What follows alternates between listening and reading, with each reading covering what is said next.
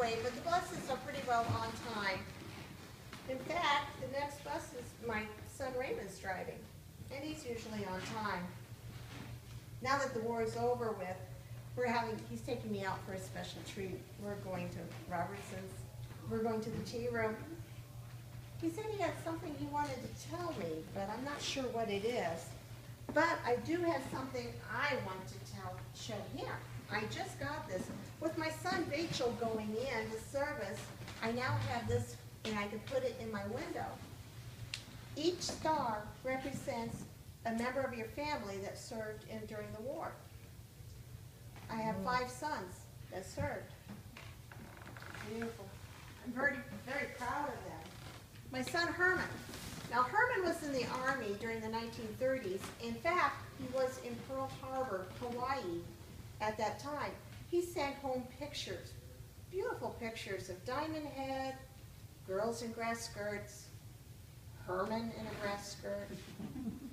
Well, anyway, when he saw what happened at Pearl Harbor in the bombing, he enlisted again. And with his experience, they put him into training. So he was in Alabama for a while. Then he went up to Purdue as ROTC training. So with Rachel just now going in and Herman going in, they didn't see much action. I did have 3 sons that did. My son George. Now, he was in the Army, stationed in the Pacific Theater. In fact, he got to go to Japan after the bombings and saw the devastation there. His daughters, Betty and Marilee, little girls, sent candy to him, and he wrote back thanking them for the candy, but he also told them that he gave the candy to the children there. Now, there's my son John.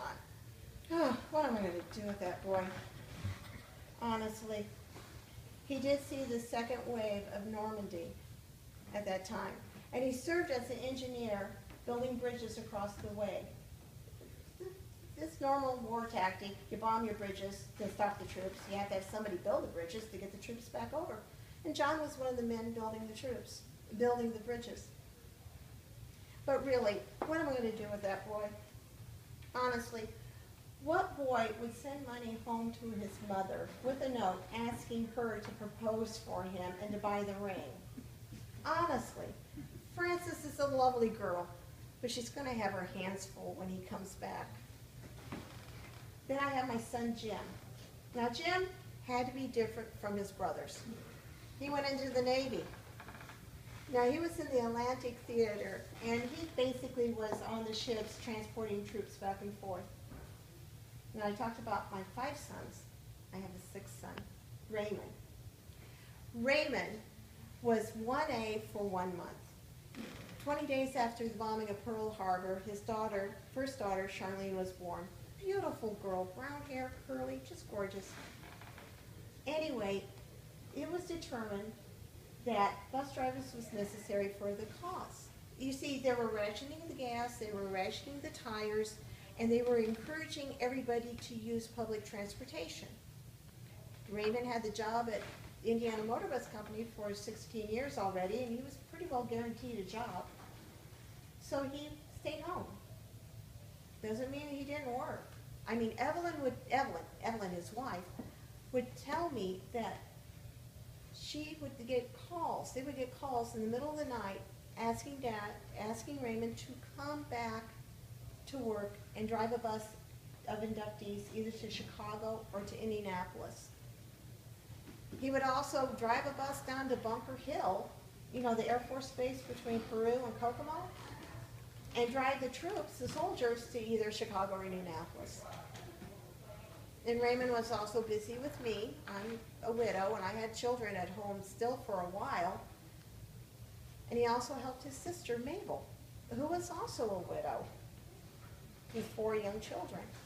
He found out that one of the girls had an allergy to cow's milk, and he found out that he realized there was a goat farmer on his bus route. So one day he just stopped the bus, told everybody, hold on, we'll make it in time, went and talked to the farmer and got the goat's milk, and brought milk home at least twice a week for a while for her. He also helped my youngest daughter, Mary. Now, Mary, poor child, had to be a teenager during the war, and she really wanted a nice dress. And with the fabric rationing and everything, he, on his bus route, was able to find a dress for her. He helped me out several times also. I really don't know why I am here. I'm not famous. I didn't have a gruesome death. I basically just faded away. But I do know one thing. I'm a mother, very proud of my family. Thank you. And if everybody will excuse me for a moment.